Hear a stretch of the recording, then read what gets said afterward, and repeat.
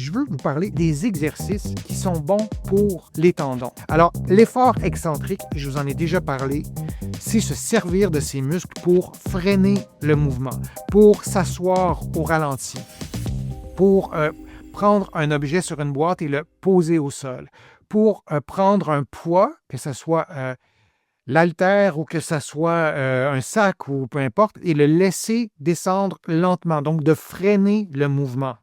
L'effort excentrique, c'est d'utiliser, je me répète, nos muscles pour freiner quelque chose. On va contracter pendant l'allongement du muscle. Il y a aussi une composante de lenteur et d'intégrer des mouvements et des contractions, des efforts excentriques à vos entraînements, à votre programme d'exercice. Vous êtes plusieurs à me suivre qui aimez beaucoup la randonnée, la marche, la course à pied, de marcher ou de courir dans des descentes et de ralentir les mouvements comme si on voulait freiner. Et il y a plein d'autres stratégies, mais entre autres, on peut aussi l'utiliser dans la vie de tous les jours. Dans les escaliers, vous pouvez descendre un palier d'escalier très, très lentement. Ça aussi, vous allez faire des efforts excentriques parce que vous allez utiliser vos muscles comme des freins. Je vais vous montrer des exercices et l'idée, c'est de prendre ce qui vous intéresse, ce qui est concret pour vous. On lève les bras et on descend tranquillement. Là, je le fais à une vitesse égale quand je monte et quand je descends. Et là, j'essaie de mettre fin à la vidéo et j'y arrive pas.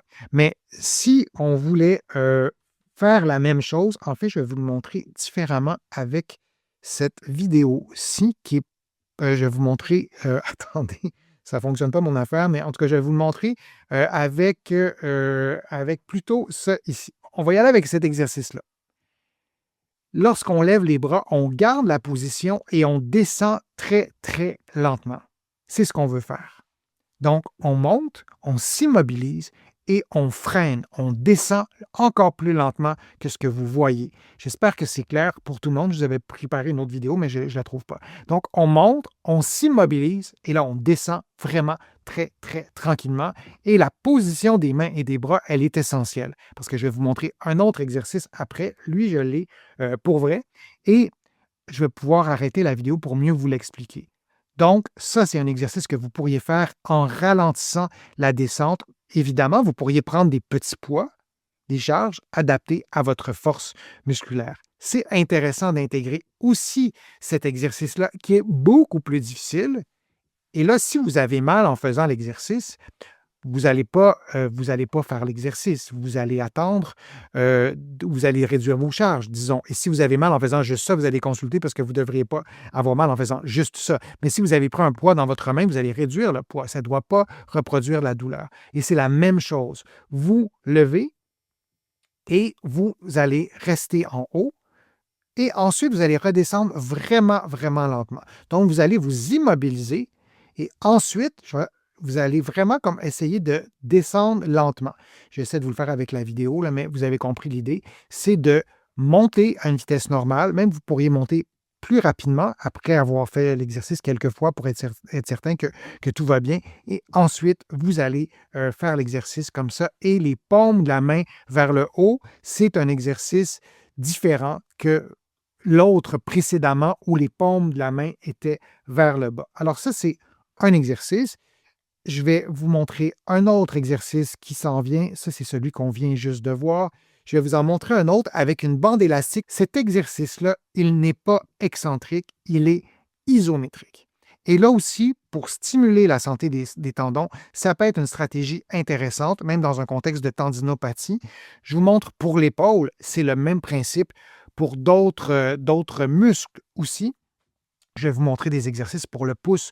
Sur ma chaîne, vous allez en trouver, mais là, je vous montre pour l'épaule. Alors, l'idée, c'est de tenir la position, de tenir pendant 10-20 secondes et de relâcher. Vous pouvez répéter 3 ou 4 fois. L'exercice précédent ou les 2 exercices précédents, vous pourriez faire 5 ou 6 mouvements et répéter 3 séries. Et je vous montre un autre exercice, toujours pour les épaules. Je vais prendre ma bande élastique. C'est vraiment des boucles élastiques, donc vous vous tenez dans cette position-là et vous faites un exercice isométrique. Là, ça ne paraît pas, mais je tire. Donc, une tension. Vous allez tenir 10 secondes et vous allez relâcher. Ça aussi, ça peut être une stratégie intéressante pour vos tendons, donc des exercices isométriques. Vous pourriez faire le même mouvement que je viens juste de faire. Là, je vous donne des idées. L'idée, c'est d'intégrer 1, 2, 3 mouvements excentriques dans tous vos entraînements en continuant à faire les autres mouvements que vous faisiez. Vous allez prendre la bande élastique. Là, je prends celle-là qui est plus résistante, en tout cas qui est faite différente de l'autre. C'est des bandes élastiques qui sont faciles à trouver. Vous les connaissez, ces bandes-là. On peut acheter ça pratiquement n'importe où maintenant. Et je vous le montre dans cette position-là parce que vous me voyez bien, mais on peut faire d'autres mouvements. On va mettre l'élastique sous tension et on va s'assurer, on va se rappeler de maintenir une bonne posture et vous allez laisser vos poings se rapprocher lentement, mais vraiment lentement. On aurait pu le faire encore plus lentement que ça si vous le souhaitez. Et même chose, vous faites ça pendant 5-10 secondes, vous répétez 5 fois. Les paramètres, c'est vraiment à ajuster. Vous n'allez pas suivre la recette mot à mot, là, ou exactement, vous allez la faire pour que ça corresponde à votre force, votre endurance et vous sentez que ça a travaillé. Je vous montre un autre exercice qui est le même principe. Vous allez faire une fente avant. Là, j'ai volontairement mis stop à la vidéo. Vous attendez quelques secondes et vous revenez plus rapidement. Vous descendez vraiment lentement et vous revenez rapidement après avoir attendu quelques secondes et vous répétez comme ça l'exercice. Alors là, on a un exercice, vous l'avez deviné, pour les cuisses. Si il y a des gens autour de vous qui ont de la difficulté à se relever de la position assise, qui ont des faiblesses dans les cuisses, ça peut être un exercice fort intéressant, donc de miser sur la contraction excentrique, la contraction qui est utilisée comme un frein. Un autre exercice que vous pouvez faire aussi, ça sera le dernier de cette série-là. Vous vous levez sur la pointe des pieds rapidement et vous descendez lentement. Encore, c'est la même chose. Donc, on monte rapidement et on descend lentement. On se sert de nos muscles pour freiner le mouvement. Et même chose, même paramètre. Et vous le répétez. L'exercice, vous pouvez le faire sur le plancher ou vous pourriez le faire sur une première marche d'escalier en plaçant vos pieds, l'avant-pied sur la marche et vous descendez, vous laissez descendre, disons, votre talon dans le vide. Donc, en le faisant sur une marche, on a une amplitude qui est plus grande et c'est souvent plus efficace de le faire comme ça parce qu'on peut faire travailler la cheville dans une plus grande amplitude. Je pourrais vous donner plein d'exemples. Je vais vous présenter des programmes d'exercices en temps réel qui vous présentent d'autres exercices excentriques.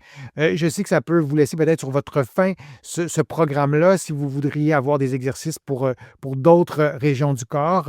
Si vous avez une tendinopathie et vous voudriez solliciter les muscles, cette région-là et ces muscles dans des contractions excentriques, mais je vais y revenir. Mais au moins, vous avez ce principe-là. Vous pouvez aller voir sur ma chaîne. Il y a des centaines de programmes d'exercices pour les différentes régions du corps. Et déjà, avec cette notion-là, vous misez sur l'aspect frein du mouvement et donc vous ralentissez la partie qui utilise donc le muscle pour freiner le mouvement. Je vous remercie de votre participation. C'est toujours un grand plaisir de vous présenter mes contenus. J'espère que tout ça vous sera utile. Je suis Denis Fortier. Je vous remercie beaucoup. Je vous dis à une prochaine fois, à une prochaine vidéo. À bientôt.